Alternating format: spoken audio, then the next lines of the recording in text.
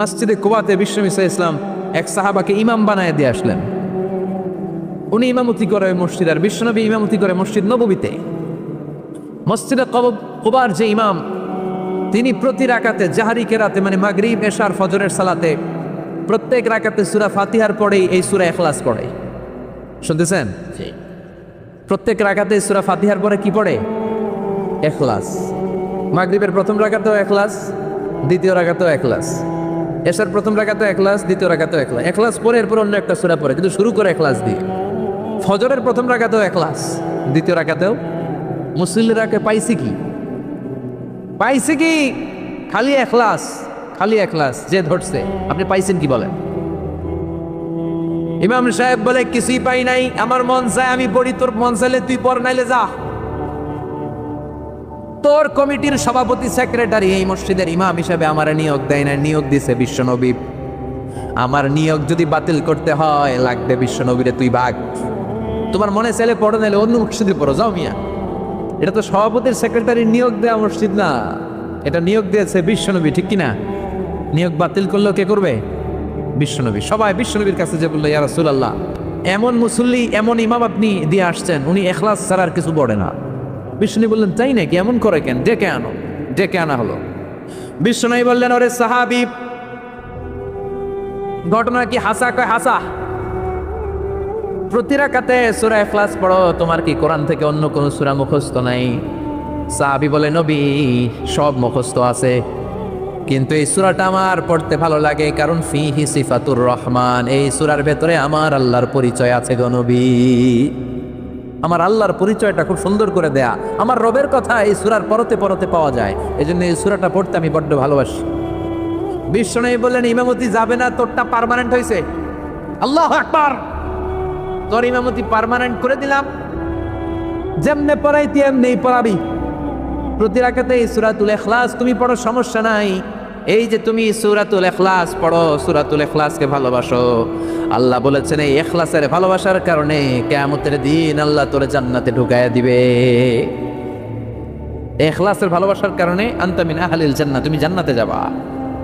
হুব্বুকা ইয়াহা ইউদখিলুকাল জান্নাহ, এই সূরার ভালোবাসাই তোমার জান্নাতে ঢুকায়া দিবে। সুবহানাল্লাহ পড়েন। এজন্য সূরা বেশি বেশি পড়তে রাজি আছেন তো? জাহেলি যুগে বিশ্বনবীর কাছে যখন সর্বপ্রথম তাওহীদের দাওয়াত আসলো, ওই সময়ে একটা লোক মূর্তির পূজা করত, মূর্তিটারে খুব দেখভাল করত, যত্ন করত, আদর সোহাগ করত, আর রাত্রিবেলা এটার সামনে মিষ্টি দই হালুয়া চিরা রাইখা কেঁদে কেঁদে মনের জ্বালার কথা মূর্তির কাছে কইতো। সে ভাবতো এটাই আমার বড় খোদা। সে কি ভাবতো? এটাই আমার, এটারে বললেই এটাই আমার বিপদ থেকে মুক্তি দিবে, আমাকে পরিত্রাণ দিবে, আমাকে সেভ করবে এটা। এভাবে সে আল্লাহকে বাদ দিয়ে মূর্তির ইবাদত করত, মূর্তিকে খুব যত্ন করত। একদিন কোনো এক কাজে মূর্তিটাকে রেখে এসে ঘরের বাইরে গেল, এক পাশে গেল। কাজ শেষে এসে দেখে তার এই মূর্তির গায়ে পানি। মূর্তিটাকে দেখতে মনে হচ্ছে যে কে যেন গোসল করায় গেছে, পানি। তো সে ভাবলো, যেহেতু আমার খোদার গায়ে পানি, এটা নিশ্চয়ই ভালো পানি হবে। He thought it is the water of mercy and blessings. সে ভাবলো, it could be the water of rahmah, এটা মনে হয় রহমতের পানি হবে, যেহেতু খোদার গায়ে পানি। তো রহমতের গায়ে পানি শুকিয়ে যাওয়ার আগে খেয়ে ফেলি, তাহলে সব রহমত ঢুকবে কই? পেটে। When he thought it is the water of rahmah, water of mercy and blessings, he started to suck it with his tongue. সে জিহ্বা দিয়ে চাটতে শুরু করছে, চেটে চেটে সব রহমত নিয়ে নিচ্ছে পেটে। When he started to suck it, he found the taste is little bit bitter, the taste is weird. জিহ্বা দিয়ে যখন চাটতে শুরু করছে, তখন সে পেল যে এটার স্বাদটা কেমন যেন কটা কটা লাগে, লবণাক্ত, একটু টক টক, হাজমুলার মতো লাগে। কিসের মতো? কিরে এরকম লাগে কেন? If it is the water of mercy, it should be sweeter. এটা যদি রহমতের পানি হয়, এটা সুইট হবে, মিষ্টি হবে। এটা টক লাগে কেন? কটা লাগে কেন? ঘটনা কি? খুঁজতে লাগলো ডানে বায়ে, খুঁজতে খুঁজতে দেখে ঘরের পাশে দুইটা খ্যাকশিয়াল। অনেকে এই বর্ণনাটা দিতে যে কুকুরের কথা বলে, কিন্তু হাদিসে এসছে খ্যাকশিয়াল, সালাবান, দুইটা খ্যাকশিয়াল। দেখলো যে একটা খ্যাকশিয়াল এখনো পা উঁচু করে রাখছে, মাঝখান থেকে রহমতের পানি এখনো কিছু পড়ছে, just dropping the water of Rahma, এখনো পড়তেছে টপ টপ। বোঝা যায় না? বোঝা যায়। টনক নড়েছে তার ঘুমন্ত বিবেক এবার জেগেছে। এবার সে চিন্তা করলো, হায় হায়, এতক্ষণ ভাবছি রহমতের পানি, এখন দিয়ে কুত্তার মুত, এখন দিয়ে খেক শিয়ালের পেশাব, সর্বনাশ, কি করলাম এতটা বছর, এত টাকা, এত পয়সা, এত আদর সোহাগ যত্ন এটারে দিলাম, কি দিল তার বিনিময়ে সে আমাকে? যে একটা খেক শিয়ালের পেশাব থেকে, কুকুরের পেশাব থেকে নিজের বাঁচাতে পারে না, সে জাহান্নামের আগুন থেকে কিয়ামতের দিন আমার কেমনে বাঁচাবে? রাগের চোটে খোদারে ধরে দিছে আসার। খোদারে ধরে কি করছে? এক আসারে খোদার হাত পাও নাই, ভাঙ্গা খোদারে নিয়া দৌড়ে দৌড়ে বিশ্বনবীর কাছে এসেছে। এসে বলল, আব্দুল্লাহর বেটা মোহাম্মদ, এতদিন ভাবছি এটা খোদা, এখন দেখি হুদা। হুদা হুদা এটার পিছনে ঘুরছি, এটার কোনো পাওয়ার নাই, সব পাওয়ার আছে একজনের। চিল্লায় বলো, তিনি কে?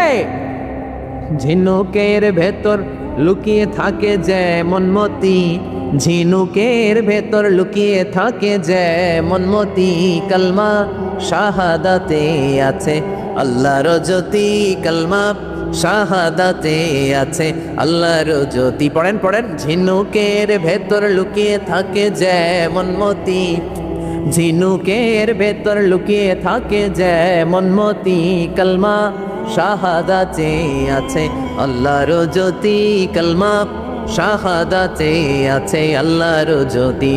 সুবহানাল্লাহ পড়েন। এসে বলে, আব্দুল্লাহর বেটা মোহাম্মদ, ভাবছিলাম খোদা, এখন দেখি হুদা, আর এটারে ডাকতে চাই না, তুমি আমারে পড়ায় দাও লা ইলাহা মুহাম্মাদুর রাসূলুল্লাহ। কালিমা পড়ে মুসলমান হয়ে গেছে। সুবহানাল্লাহ পড়েন। জিহাদের ময়দানে এক সাহাবা যুদ্ধ করতে করতে কাফির মুশরিকদেরকে কচু কাটা করে জাহান্নামে পাঠিয়ে দিচ্ছিলেন। জিহাদের ময়দানে ওনার যুদ্ধ দেখে সব সাহাবারা বলল, আজকের জিহাদের ময়দানের সব সওয়াব এই সাহাবা পেয়ে যাবে। বিশ্বনবী বললেন, হুয়া ফিন্নার, ও জাহান্নামে যাবে। এক সাহাবী তো অবাক, এটা আবার কেমন কথা? জান মাল সব বাজি রেখে জিহাদের ময়দানে আল্লাহর দুশমনগুলোর একটার পর একটাকে শেষ করে দিয়ে জাহান্নামে পাঠিয়ে দিচ্ছে, আর এই মুজাহিদ ফি সাবিলিল্লাহ জাহান্নামে যাবে? How come, how it's possible? এই সাহাবী পেছনে পেছনে লুকিয়ে লুকিয়ে দেখতে লাগলো যে আমি এটার শেষ দেখতে চাই। দেখতে দেখতে এক পর্যায়ে তিনি খুঁজে পেলেন যে সাহাবী কাফেরদের বিরুদ্ধে যুদ্ধ করতে করতে কাফেরদের বিশাল এক ঘাটির ভেতরে ঢুকে পড়েছে। সেখানে যুদ্ধ করতে করতে একটা পর্যায়ে এমন আসলো, সে মারে আবার মার খায়, শুধু মারে না, মারেও আবার মরেও। মার খেতে খেতে হঠাৎ তার ডান হাতে এক কাফের এক কূপ মেরে তার ডান হাতটা কেটে ফেলে দিল। তাকে আহত অবস্থায় রেখে দিয়ে কাফেররা অন্যদিকে চলে গেল। এই ডান হাত থেকে ব্লিডিং হতে হতে এমন অবস্থা আর সহ্য হয় না, আর কিছুক্ষণ ওয়েট করলেই তার শাহাদাতের মৃত্যু। কিসের মৃত্যু? কথা বলেন।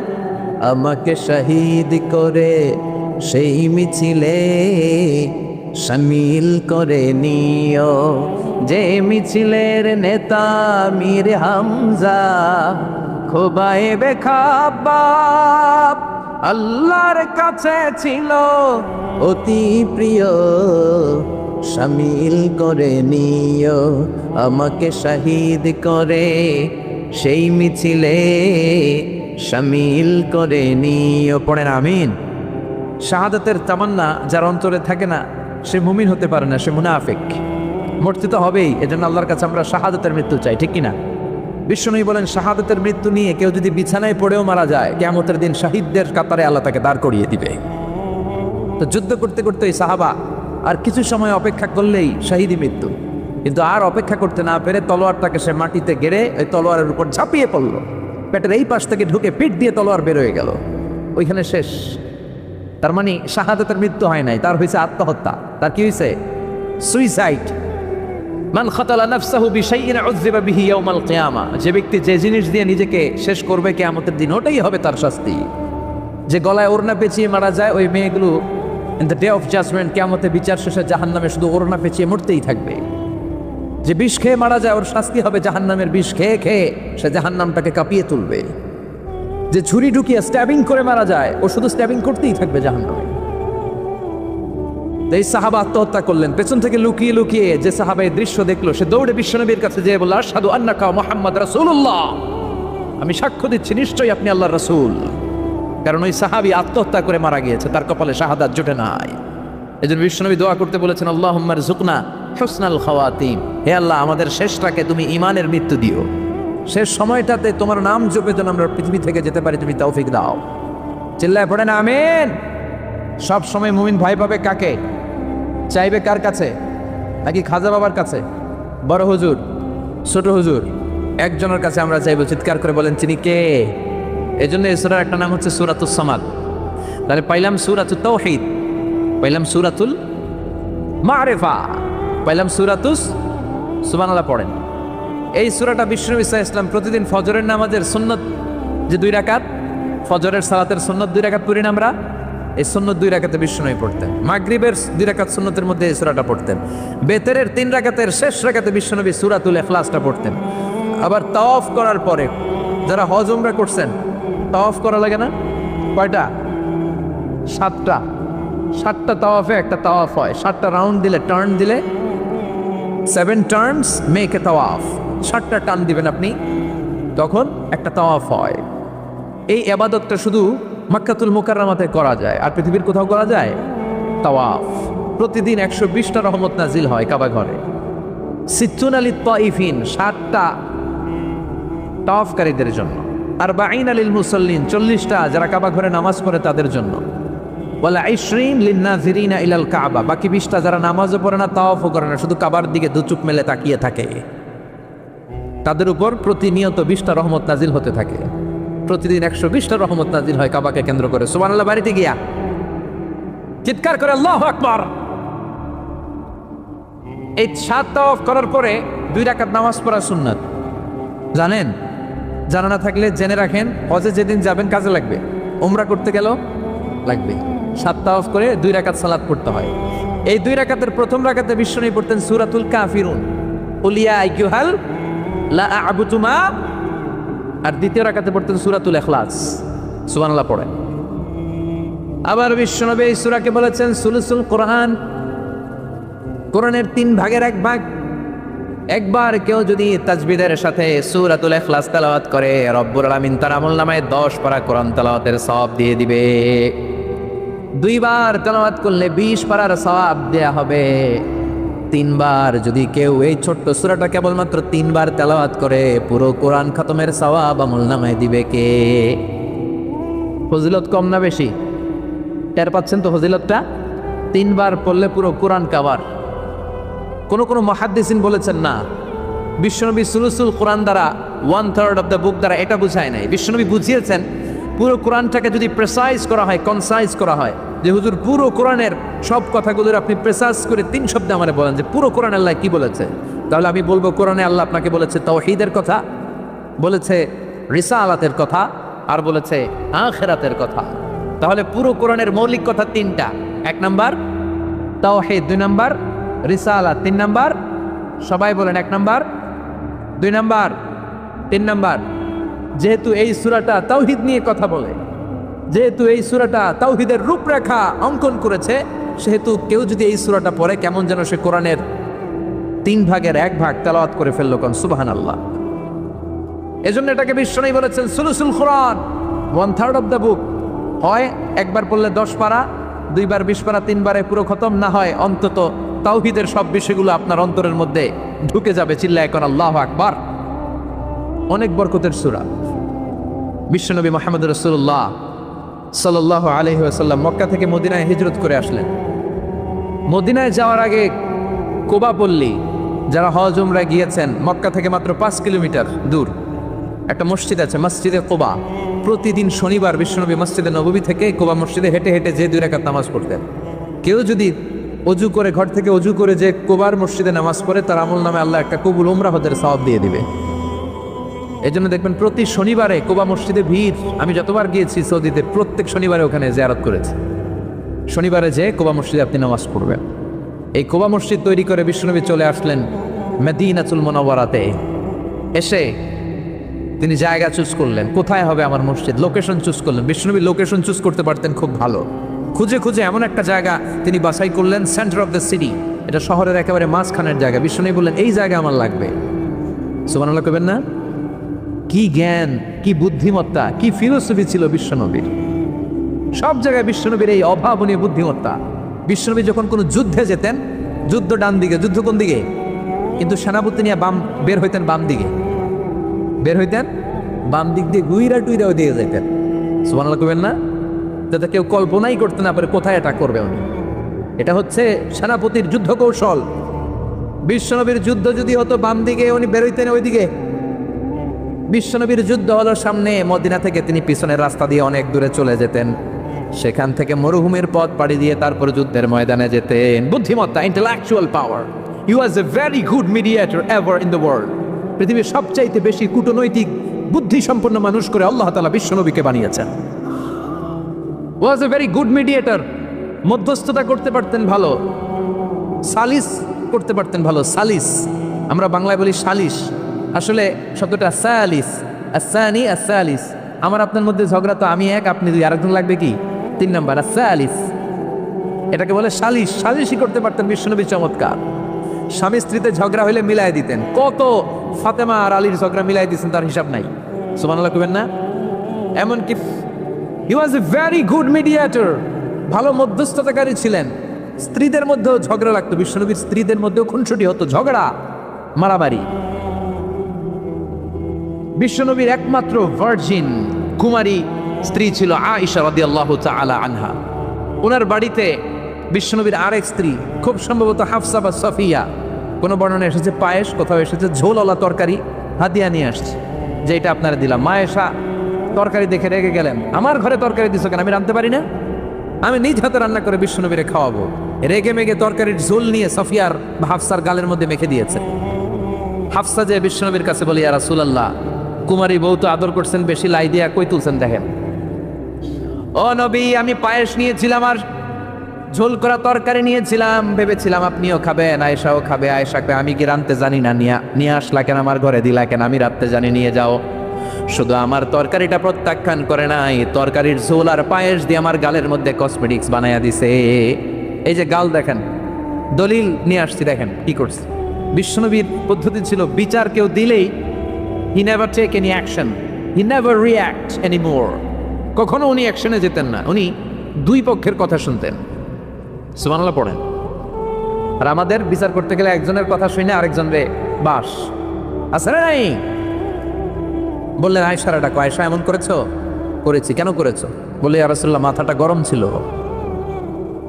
নিজেকে সামলাতে পারিনি গো নবী, সামলাতে পারিনি, আমি ভুল করেছি, আমি স্বীকার করলাম, মাফ করে দেন। বিশ্বনবী বললেন, এবার ঠিক আছে, দুজনের কথা আমি শুনেছি, এবার আমার জাজমেন্ট হচ্ছে কিসাস, মানে যেমন করেছো তেমন, গুতা মারলে গুতা, ঘুষি মারলে ঘুষি, আঘাত করলে আঘাত, ঠিক কিনা? হাফসাকে তুমি যেমনি ঝোল মাখিয়ে দিয়েছো, হাফসা তুমিও বাটি থেকে ঝোল নিয়ে আয়েশার গালে পলিশ করে দাও। হাফসাও সুযোগ পাইয়া ঝোল নিয়ে মাইখা দিছে। এবার দুইজনের গালে কসমেটিক্স। বিশ্বনবী মুচকে হাসলেন, আরশের উপর থেকে খুশি হয়ে গেল কে? এটা হচ্ছে বিশ্বনবীর বিচার করার বুদ্ধিমত্তা। হি ওয়াজ এ ভেরি গুড মিডিয়েটর। ঝগড়া লাগলেই, বুখারীতে একটা চ্যাপ্টার আছে, চ্যাপ্টারের নাম হচ্ছে ইযহাবু বিনা নুসলিহ বাইনাহুম। চ্যাপ্টারের নাম আমাকে নিয়ে চলো, আমি মিলাইয়া দিব। চ্যাপ্টারের নাম কি? আমাকে নিয়ে যাও, আমি মিলাই দিয়ে আসবো। কত জায়গায় যে বিশ্বনবী যে মিলাই দিয়ে আসলেন। মক্কা থেকে তিনি যখন মদিনায় এসছেন, মদিনার দুইটা গোত্র ছিল, আউস আর খাজরাজ। এদের এই দুই গোত্রের মধ্যে 100 বছরের মারামারি, 120 বছরের যুদ্ধ, কেউ থামাতে পারে না। থামাতে পারবে কি করে?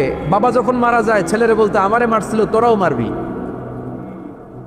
কেউ যখন ইন্তেকাল করে ওসিয়ত করে যেত, আমারে কোপাইছে, তোরাও কোপাবি, কোপায় সাইজ করে ফেলবি। তো সবাই সবার রাগ আর ঝাল মেটানোর জন্য এরকম ছেলে মেয়েদেরকে ওসিয়ত করে যেত যে এই যুদ্ধ যেন বন্ধ না হয়, আমার প্রতিশোধ তুই নিবি বাবা। এরকম ডাকাত কিছু লোক আছে না নাই? দাও দাও করে আগুন শুধু জ্বালাতে চায়। 120 বছরের যুদ্ধ কেউ থামাতে পারে না। বিশ্বনবী মক্কা থেকে মদিনায় হিজরত করলেন। মদিনায় যে উভয় পক্ষরে নিয়ে বসলেন, উভয় পক্ষের সব কথা শুনলেন। এরপরে কথা শোনার পরে মাত্র 7 দিনের ব্যবধানে বিশ্বনবী 120 বছরের যুদ্ধ মিটায় দিলেন। এতদিন পর্যন্ত নিয়ম ছিল, আউসের কেউ খাজরাজের কোনো মেয়ে বিয়ে করে না, খাজরাজের কোনো ছেলে আউস থেকে মেয়ে নেয় না। ওদের আনন্দ ওদের মতো, এদের আনন্দ এদের মতো। এই মিলিয়ে দেওয়ার পর থেকে আউস আর খাজরাজের মধ্যে বিয়ে করানোর ধুম পড়ে গেল।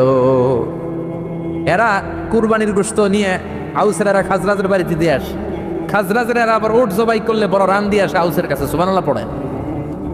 বিশ্বনবী ছিলেন গুড মিডিয়েটর।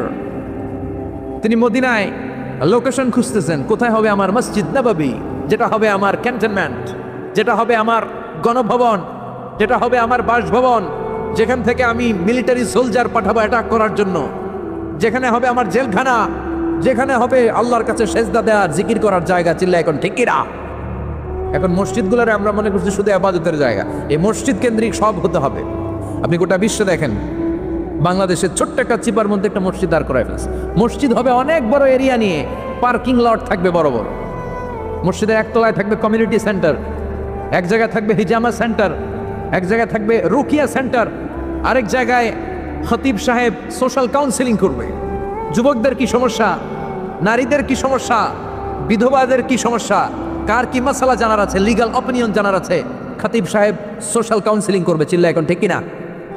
এইভাবে গোটা বিশ্বব্যাপী মসজিদ কেন্দ্রিক কাজ হয়। এদেশে মসজিদে শুধু নামাজ, আর কিছু নাই। বিশ্বনবী লোকেশন তালাশ করতেছেন, কোথায় বানানো যায় মসজিদ নববী। খুঁজতে খুঁজতে এমন জায়গায় বিশ্বনবী চয়েস করলো, এটা ছিল ছাগল ঘোড়া এগুলোর আস্তাবল। কিছু জায়গায় খেজুর গাছের ভাঙা ক্ষেত, আর কিছু জায়গায় কাফির মুশরিকদের কবরস্থান। এখন এই জায়গায় মসজিদ করা তো কঠিন। বিশ্বনবী বললেন, না, আমার নজর এক জায়গায় যদি পড়ে ওইখান থেকে আমি ফিরাই না সহজে, ট্রাই করো, এটাই আমার লাগবে মসজিদে নববী। বিশ্বনবী বললেন, ছাগল গরুর আস্তাবলকে সমান করো, খেজুর গাছ ভাঙ্গা যেগুলো আছে খেজুর গাছগুলো কেটে ফেলো, কাফের মুশরিকদের যত কবরস্থান আছে কবরস্থান থেকে হাড্ডি গুড্ডি এখান থেকে নিয়ে অন্য জায়গায় দাফন করো। সুবহানাল্লাহ। قل هو الله أحد الله الصمد لم يلد ولم يولد ولم يكن له كفوا أحد لم يلد ولم يولد। তিনি জন্ম দেয়ও নাই, জন্ম নেয়ও নাই। সুবহানাল্লাহ পড়েন। আমার বাবা আছে না? আপনার বাবা আছে না? আল্লাহর বাবা আছে? সুবহানাল্লাহ পড়েন। আমাদের ছেলে মেয়ে হয় না? আমাদের কারো ছেলে হয়, কারো মেয়ে হয়। আল্লাহর ছেলে মেয়ে আছে? কথা কন। মক্কার মুশরিকরা বলতো আল মালাইকাতু বানাতুল্লাহ, ফেরেশতারা আল্লাহর মাইয়া। কি কইতো? ফেরেশতারা আল্লাহর মেয়ে। আর বলতো সাইয়েদনা উযাইর আলাইহিস সালাম আল্লাহর ছেলে, সাইয়েদনা ঈসা আলাইহিস সালাম আল্লাহর ছেলে, ফেরেশতারা হলো আল্লাহর মেয়ে। আল্লাহ বলে ভুল বললি, লাম ইয়ালিদ ওয়া লাম ইউলাদ। সুবহানাল্লাহ। তার কোনো নসবনামা নাই, আমাদের নসবনামা আছে। আমার নাম মিজান, বাবার নাম আলী আহমদ, দাদার নাম জাইনুল আবেদিন, তার বাবা মাকরাম, তার বাবা অমুক সমুক। আছে না নাই? আপনার নাম কি? আপনার আব্বার নাম কি? তার বাবার নাম হাসেদ আলী, ওনার বাবার নাম? আপনার আব্বার নাম? হ্যাঁ, মমতাজ উদ্দিন। বাবার নাম কেরামত আলী। দাদার নাম খাইয়া ফলাইছে, মনে থাকে না আমাদের। বিশ্বনবীর বাবার নাম আব্দুল্লাহ, তার বাবার নাম আব্দুল মুত্তালিব, ওনার বাবার নাম হাশিম, ওনার বাবার নাম কিলাব, মুররা, গালিব, ফিহর। এভাবে যেতে যেতে আদনান, যেতে যেতে ইসমাইল, যেতে যেতে ইব্রাহিম আলাইহিস সালাম, যেতে যেতে শীস, যেতে যেতে আদম আলাইহিস সালাম। এটা বিশ্বনবীর নসবনামা, ঠিক কিনা?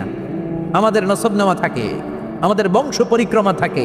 আমার নাম অমুক, বাপের নাম অমুক, দাদার নাম অমুক। তো আল্লাহর নাম আল্লাহ, আল্লাহর বাপের নাম কি? আল্লাহর দাদার নাম আছে? আছে।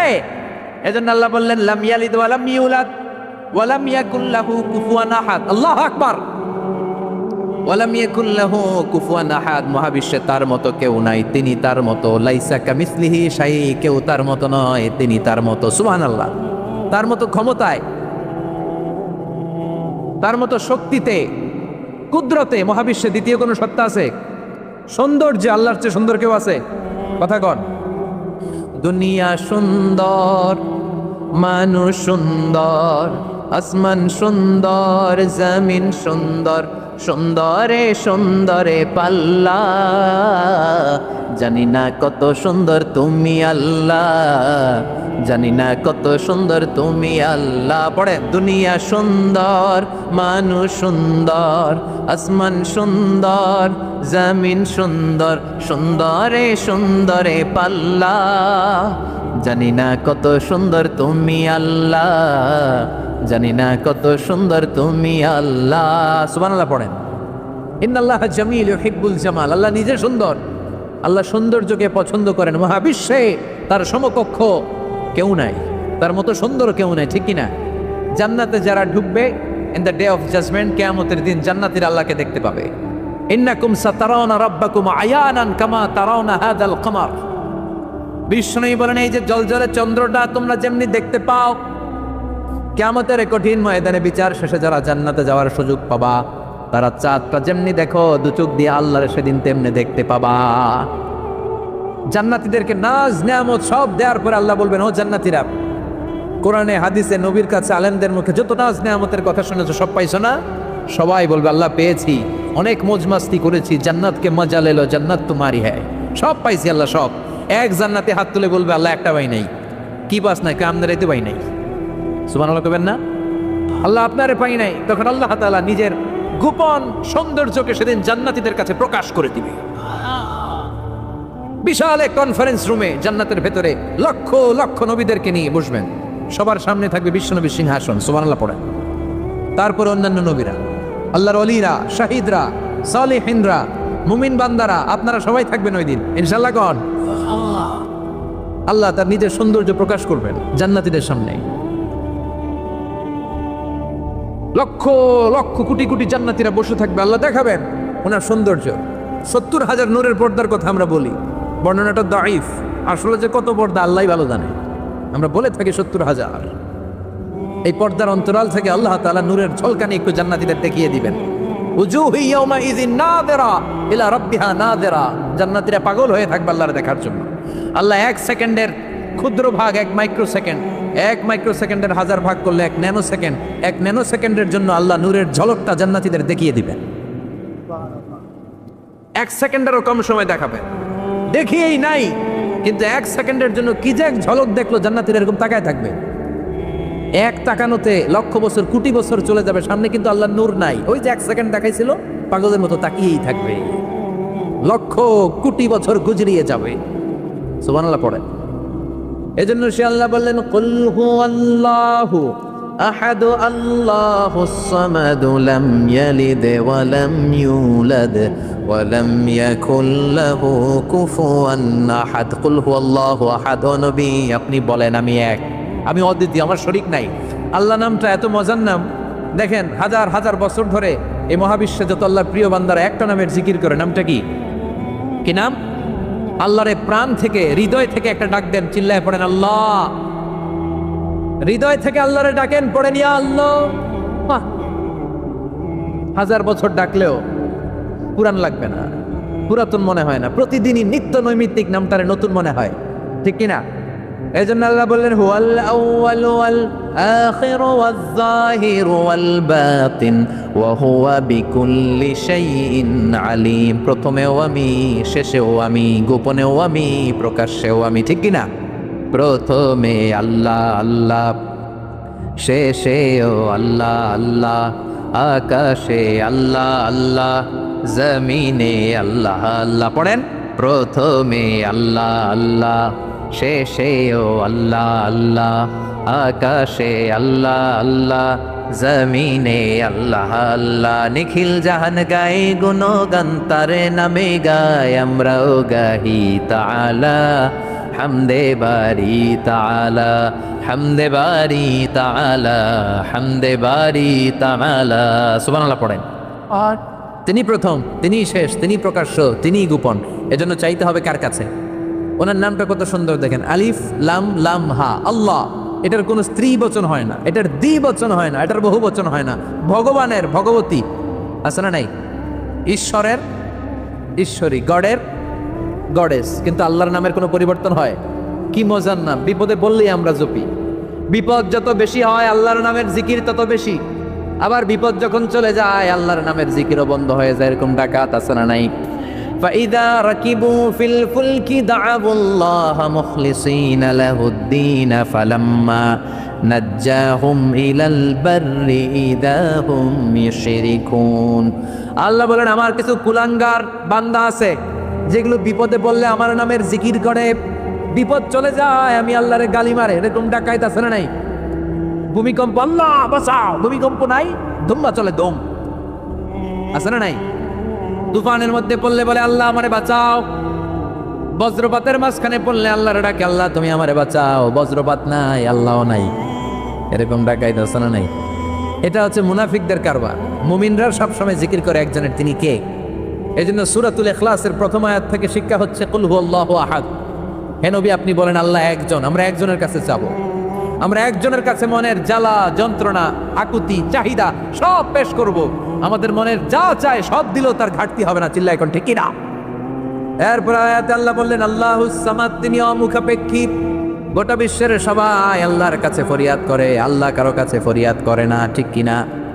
এরপর আল্লাহ বললেন লাম ইয়ালিদ ওয়া লাম ইউলাদ, তিনি কাউরে জন্ম দেন নাই, জন্ম নেন নাই। সুবহানাল্লাহ পড়েন। ওয়ালাম ইয়াকুল লাহু কুফুয়ান আহাদ, তার মতো কেউ নাই। এটা আল্লাহর অস্তিত্বের ব্যাপারে একটা গুরুত্বপূর্ণ আকীদা। খেয়াল রাখবেন, আল্লাহর মতো কেউ হয় না, তিনি তার মতো। তিনি, অনেকে প্রশ্ন করে, কারণ হাদিসে পাওয়া যায় আল্লাহর হাত আছে, ইয়াদুল্লাহি ফাওকা আইদিহিম, ইয়াদুল্লাহি ফাওকাল জামাআ, একসাথে যারা থাকে তাদের উপর আল্লাহর হাত থাকে। তার মানে আমার মতো হাত না, আল্লাহর রহমত থাকে, ঠিক কিনা? আল্লাহ আরশের উপর থাকেন, কেমনে থাকেন এটা আমরা জানি না। এজন্য ইমাম মালিক বলতেন আল ইস্তিওয়া মা'লুম, আল্লাহ যে আরশের উপর আছে এটা আমরা জানি। ওয়াল কাইফিয়াতু মাজহুল, কিন্তু কেমন ভাবে আছেন এটা আমাদের অজানা। ওয়াস সুআলু আনহু বিদআ, এই সম্পর্কে প্রশ্ন করা হচ্ছে বিদআত। এজন্য তাফাক্কুর ফি খালকিল্লাহ ওয়ালা তাফাক্কুর ফিল্লাহ, আল্লাহর সৃষ্টি নিয়ে গবেষণা করো, আল্লাহর নিয়ে গবেষণা করো না। আল্লাহর নিয়ে গবেষণা করতে গেলে তোমার মাথার তারগুলো ছিঁড়ে ফেলবে কে? ছিঁড়ে যাবে। তিনি হচ্ছেন আনলিমিটেড, অসীম। অসীমকে নিয়ে যদি সসীম গবেষণা করে ঝামেলা আছে না নাই? এজন্য আল্লাহর নিয়ে গবেষণা না করে আল্লাহর তৈরি করা পাহাড়ের দিকে তাকান, মরুভূমির দিকে তাকান, গাছপালার দিকে তাকান, সাগরের দিকে তাকান, ঝর্ণার দিকে তাকান। ঝর্ণা ঝর্ণা ঝর্ণা রে, বলনা বলনা বলনা রে, কাবি রহে পাগল পাড়া তুই। কার মিলনে ফুল ফসলে ভরা রে তোর দুকুল ভই, কার মিলনে ফুল ফসলে ভরা রে তোর দুকুল ভই। ঝর্ণা ঝর্ণা ঝর্ণা রে, বলনা বলনা বলনা রে, কার বিরহে পাগল পাড়া তুই। সুবহানাল্লাহ পড়েন। আল্লাহ তাআলা উল্লেখ করছেন মুমিনদের প্রথম বৈশিষ্ট্য হচ্ছে আত্তাইবুনা। আমার সাথে সাথে সবাই পড়েন আত্তাইবুনা। সবাই পড়েন নাই, সবাই পড়েন আত্তাইবুনা, মানে মুমিনরা তওবা করে। এজন্য আল্লাহর হাবিব বললেন কুল্লুকুম খাত্তাউন, তোমরা সবাই পাপী, শুধু পাপী না, পাপীর ঘরের পাপী। ওয়া খায়রুল খাত্তাইনা আত-তাওয়াবুন, আর এই পাপীদের মধ্যে সবচাইতে ভালো পাপী যেই পাপী পাপ করার পরপরই তওবা করে। ইয়া আইয়ুহাল্লাযীনা আমানু তুবু ইলাল্লাহি তাওবাতান নাসুহা, ও বিশ্বাসীরা, তোমরা যদি অন্যায় করে ফেলো, তোমরা যদি ভুল করে ফেলো, তোমরা যদি নিজের নফসের উপর জুলুম করে ফেলো, উপলব্ধি আসার পরে আমার কাছে ক্ষমা চাও, তওবা করো। তওবার মতো তওবা করলে আমি জীবনের সব গুনাহ মাফ করে দিতে পারি। তিনি দয়াময়, তিনি মেহেরবান, তার দয়া যে কত বিশাল আপনি কল্পনাও করতে পারেন। তুবু ইলাল্লাহি তাওবাতান নাসুহা, তওবার মতো তওবাতুন নাসুহা মানে কি? তওবার মতন তওবা, এমন তওবা যে তওবাতে আল্লাহ আপনারে মাফ করবেই, যেই তওবার মধ্যে জড়িত আছে আবেগ, যেই তওবাতে জড়িত আছে চোখের পানির স্পর্শ। চোখের পানির এত দাম, অনুতপ্ত বান্দা যখন গুনার কথা স্মরণ করে কাঁদে, চোখের পানি ছেড়ে দেয়, এই চোখের পানি চোখ বেয়ে নাকের ডগাবে মাটিতে পড়ার আগেই আল্লাহ অনুতপ্ত বান্দার জীবনের সব গুনাহ মাফ করে। এজন্য চোখের পানি ছাড়তে হবে। আমাদের হৃদয়ের ভেতরটা অনেকের খুব শক্ত, নরম হয় না, চোখ দিয়ে পানি না। সর্বশেষ কবে যে আমরা কেঁদেছিলাম অনেকের মনে নাই, এরকম মাসালা নাই। যদি জিজ্ঞেস করি ভাই আল্লাহর ভয়ে সর্বশেষ কাঁদছিলেন মনে নাই।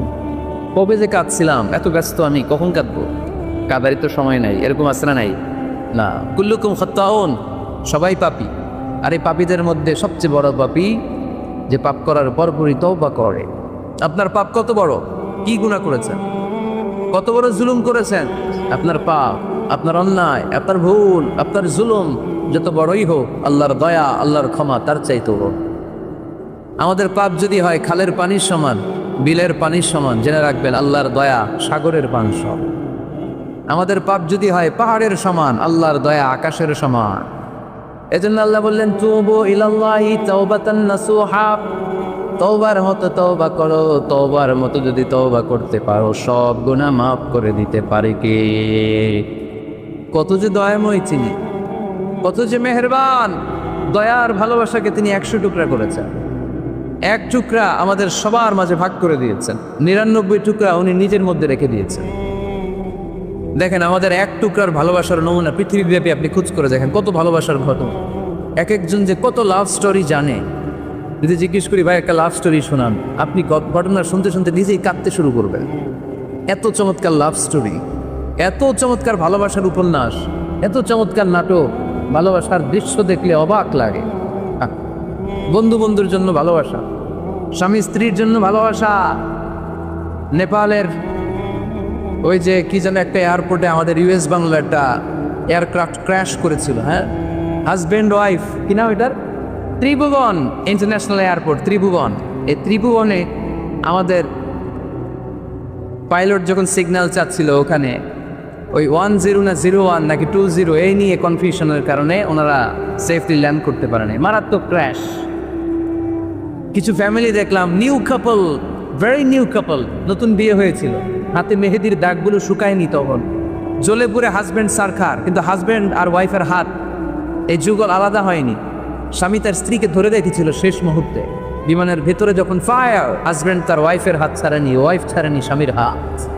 ভালোবাসার নমুনা। এক ভাগ ভালোবাসার ছিটুফোঁটা আমরা পেয়েছি, ঠিক কিনা? ওই এক ভাগ কি আমি একা পাইছি? আপনি একা পাইছেন? আমরা সবাই মিলে। আমি পত্রিকায় একটা রিপোর্ট দেখেছি, আমি প্রায় বলি, বন্যার পানিতে পানি খেতে খেতে মা জীবন শেষ, কোমর পানি, গলা পানি, নাক সমান পানি, পানি খেতে খেতে শেষ, কিন্তু বাচ্চাটারে বুদ্ধি করে বালতির মধ্যে এরকম চেপে ধরে রাখছে, বন্যার পানিতে পানি খেতে খেতে মা শেষ। আল্লাহর মেহেরবানিতে বাচ্চাটা মরে নাই। এই কলিজার টুকরা দুধের বাচ্চার জন্য মা জীবন দিয়ে দিল। এই বাচ্চার জন্য মায়ের হৃদয়ে ভালোবাসাটা ঢুকায় দিছে কে? দুনিয়ার ভালোবাসার নমুনা যদি এই হয়, 100 টুকরা ভালোবাসার এক টুকরার এক্সাম্পল যদি পৃথিবীতে এই হয়, যার মধ্যে 99 টুকরা ভালোবাসা তিনি রেখে দিয়েছেন, তার ভালোবাসা বেশি না কম? এজন্য আল্লাহ বললেন, তওবার মতো তওবা করো, ক্ষমার মতো ক্ষমা চাও, কাদার মতো কাঁদো, কাদার মতো কাঁদলে সব মাফ করে দেয় কে? আপনি কি পাপ করছেন? আপনি কি অন্যায় করেছেন? কেন আপনি হতাশ? কেন আপনি নিরাশ? লা তাইয়াসু মির রাহিল্লাহ, ইন্নাহু লা ইয়াইয়াসু মির রাহিল্লাহি ইল্লাল কওমুল কাফিরুন। আল্লাহর রহম থেকে, ভালোবাসা থেকে নিরাশ হয়ো না। আল্লাহর রহমত আর দয়া থেকে নিরাশ হয় তারা যারা কাফের, ঠিক কিনা? কত পাপ করেছেন আপনি? বনি ইসরায়েলের এক সিরিয়াল কিলার ছিল, সেই বুখারীতে এসেছে, সে এত হত্যা করেছে, হত্যা করতে করতে করতে 99 জন মানুষকে সে সিরিয়ালি মার্ডার করে রয়েছে। কয়জনকে? আপনি মারছেন কয়জন রে? আমি মারছি কয়জন রে? সে 99 জনকে মারছে। কয়জনকে? 99 জনকে। মারার পরে তার অন্তরে ভয়, হায় রে 99 জনকে আমি শেষ করে দিলাম, না জানি আমার নসিবে কি আছে, না জানি আল্লাহ আমারে কি শাস্তি দেয়। ভয়ে এক রাহেবের কাছে গেল, খ্রিস্টান পাদ্রী, খ্রিস্টানদের আল্লাহর ওলি, যে বলে, ও আল্লাহর ওলি, আমার তো বড্ড ভয় হয়, আমি অপরাধ করেছি। কি অপরাধ? আমি 99 জনকে হত্যা করেছি। রাহেব বলে, 99 জনকে হত্যা করছো? সর্বনাশ, তোর কপালে তো ক্ষমা নাই। সিরিয়াল কিলার কয়, আমার কপালে যদি ক্ষমা না থাকে তোরে বাঁচায় রে গেলা কি? আমি যেহেতু শেষ, তোরও শেষ করে মরবো, ওরেও মেরে মিস। এবার সেঞ্চুরি করে আবার ভয়, হায় রে 100 জনের মারলাম, না জানি আমার নসিবে কি আছে। খুঁজতে লাগলো কোনো ভালো আলেম আছে কিনা, আলেমের কাছে গেছে, যে বলে, আলেম 100 হত্যা করেছি আমি, 100 খুনের আসামি, আমার নসিবে কি ক্ষমা আছে? আলেম বলে, তুমি কি গুনাহ করছো মিয়া? তোমার গুনাহ যত বড় হোক, তোমার অন্যায় যত বড় হোক, তোমার পাপ যত বিশাল হোক, আমার আল্লাহর দয়া ভালোবাসা তার চাইতেও বিশাল। তুমি একটা ভালো জায়গায় যাও, এই এলাকাটা ভালো না, এখানে সব জালিমদের বসবাস, তুমি ভালো মানুষদের এলাকায় চলে যাও, সেখানে যে তওবা করো। লোকটার অন্তরে ভয় এসেছে, তওবার নিয়ত করেছে, বাসায় যে কাপড় চোপড় ব্যাগের ভেতরে ভরে ঘর থেকে বের হওয়ার সাথে সাথে মালাকুল মাউত এসে রূহ কবজ করেছে। ফাজারাত মালাইকাতুর রাহমা ওয়া মালাইকাতুল আযাব, রহমতের ফেরেশতারা আসছে, আযাবের ফেরেশতারাও আসছে। রহমতের ফেরেশতারা বলে, যেহেতু রিয়েলাইজেশন আসছে, ভালো পথে যাওয়ার ইন্টেনশন আসছে, আমরা রুনি। আযাবের ফেরেশতারা বলে, না, এখনো তো ভালো হইতে পারে নাই, 100টা খুনের বিষয়টা সহজ না, 100 জন মানুষকে হত্যা করেছে, তার রুটা আমরা নিয়েছি জিনে ঢুকাবো। রহমতের ফেরেশতারা বলে, না, তার রূহটা আমরা নিয়ে আইল্লিনের ভেতরে ঢুকাবো। দুই দল ফেরেশতার মারামারি, দুই দল ফেরেশতা ঝগড়া লেগে গেছে, এরা বলে আমরা, এরা বলে আমরা, বেজাল আছে না নাই? আল্লাহ বলে ধাক্কা ধাক্কি আর ঝগড়ার দরকার নাই, ফিতা দিয়ে মাপো। ভালো এলাকাটা যে এলাকায় যাচ্ছিল ওই এলাকাটা যদি কাছে হয় রহমতের ফেরেশতারা নিয়ে যাবা, খারাপ এলাকা যদি কাছে হয় আযাবের ফেরেশতারা নিয়ে যাবা। খারাপ এলাকাটা কি কাছে নাকি অনেক কাছে? একেবারে কাছে, ঘর থেকে মাত্র বের হয়েছিল, ঠিক কিনা? আর ভালো এলাকা তো অনেক দূর। আল্লাহ জমিনকে আদেশ করলেন, ভালো এলাকাটা তুই সংকুচিত হয়ে কাছে চলে আয়, খারাপ এলাকাটা তুই দূর থেকে দূরান্তরে চলে যা। মেপে দেখা গেল যে খারাপ এলাকা অনেক দূরে, ভালো এলাকা একেবারে কাছে। রহমতের ফেরেশতারা তার রূহ নিয়ে জান্নাতে ঢুকিয়ে দিল। চিল্লায় পড়েন আল্লাহু আকবার। এজন্য তওবা যদি তওবার মতো করতে পারেন, চাওয়ার মতো যদি আল্লাহর কাছে চাওয়া যায়, সব গুনাহ মাফ করে দিবে কে? বিশ্বনবী বলেন, আমার আগের কোনো গুনাহ নাই, পরের কোনো গুনাহ নাই। লিয়াগফির লাকাল্লাহু মা তাকদ্দামা মিন যামবিকা ওয়া মা তাআখার। আল্লাহ বললেন, নবী আপনার কোনো গুনাহ নাই, আপনি মাসুম, নিষ্পাপ, নিষ্কলুষ, আপনার কোনো পাপ নাই, গুনাহ নাই, অন্যায় নাই। তারপরে বিশ্বনবী বলেন, ওয়াল্লাহি লা আস্তাগফিরুল্লাহ ওয়া আতুবু ফিল ইয়াউমি আকসার মিন ৭০ মাররা। প্রতিদিন আমি বিশ্বনবী ৭০ বারেরও বেশি আল্লাহর কাছে তওবা করি। কয়বারের বেশি? ৭০ বার। কোনো গুনাহ আছে? কোনো পাপ আছে? কোনো অন্যায় জীবনে করেছে? উনি যদি প্রতিদিন করে ৭০ বার, আমাদের করা দরকার কয়বার? হ্যাঁ, ৭০,০০০ বার। আহা, আমরা করি কয়বার? কয়বার করি? বছরে করি না ৭০ বার, ঠিক কিনা? আওয়াজ করে সবাই তওবা পড়েন, পড়েন আস্তাগফিরুল্লাহ, আবার পড়েন আস্তাগফিরুল্লাহ, আবার পড়েন আস্তাগফিরুল্লাহ। আপনার তওবা, আপনার ইস্তেগফার আপনি নিজেই পড়বেন। অনেকে বলে ইমাম সাহেব রে না আনলে তওবা পড়া যাবে না, আছে না নাই? হুজুর এসে তওবা পড়াইতে হয় না, আপনার তওবা আপনি করবেন, আপনি অনুতপ্ত হবে। আপনি ডাকতে দেরি, আল্লাহ ডাকে সাড়া দিতে দেরি হয় নাই। ওয়াইদা সাআলাকা ইবাদি আন্নী ফাইন্নী কারীব, যখন জিজ্ঞেস করে আমি কোথায়, নবী আপনি বলে দেন আমি কাছে। আল্লাহ কাছে না দূরে? আল্লাহর কাছে কোনো মায়া হয়ে যাওয়া লাগে, কোনো কেরানি হয়ে যাওয়া লাগে না, কোনো মাধ্যম হয়ে যাওয়া লাগে আল্লাহর কাছে? আল্লাহ বলে ডাকলেই আল্লাহ ডাকে সাড়া দেয়। চিল্লায় বলেন ঠিক কিনা? আল্লাহ বললেন, যদি আমার কাছে আসতে চাও ১ বিঘত, আমি আসি ২ বিঘত। যদি আমার কাছে আসতে চাও ১ হাত, আমি আল্লাহ আসি ২ হাত। যদি আমার কাছে হেঁটে হেঁটে তুমি বান্দা আসতে চাও, আমি আল্লাহ তোমার দিকে দৌড়ে দৌড়ে যেতে চাই। তুবু ইলাল্লাহি তাওবাতান নাসুহা, তওবার মতো তওবা, তওবার মতো তওবা করলে সব গুনাহ মাফ করে দিতে পারে কে? তাহলে মুমিন বান্দার প্রথম গুণ হচ্ছে আত-তাইবুনা। প্রথম গুণটা কি? আত-তাইবুনা। সবাই পড়েন, আবার পড়েন আত-তাইবুনা। তওবার ৫টা শর্ত আছে। কয়টা? আরো জোরে বলেন কয়টা? ১ নাম্বার হচ্ছে অ্যাকনলেজমেন্ট, স্বীকার যাইতে হবে যে আল্লাহ আমি সবচেয়ে বড় গুনাহগার। কি গুনাহ করছেন আপনি জানেন না? এগুলো স্বীকার করেন, একটার পর একটা লিস্ট করে আল্লাহরে শোনান, যদিও আল্লাহ সব জানে, ঠিক কিনা? আপনি বলেন আল্লাহ আমি এই পাপ করেছি, আল্লাহ আকাশের নিচে জামিনের উপরে আমার চাইতে বড় গুনাহগার আর কেউ নাই, এমন কোনো পাপ নাই যেটা আমি করি নাই। আল্লাহ আমি ছাড়া তোমার গোলামের অভাব নাই, কিন্তু তুমি ছাড়া আর একটা রবও আমার নাই, ঠিক কিনা?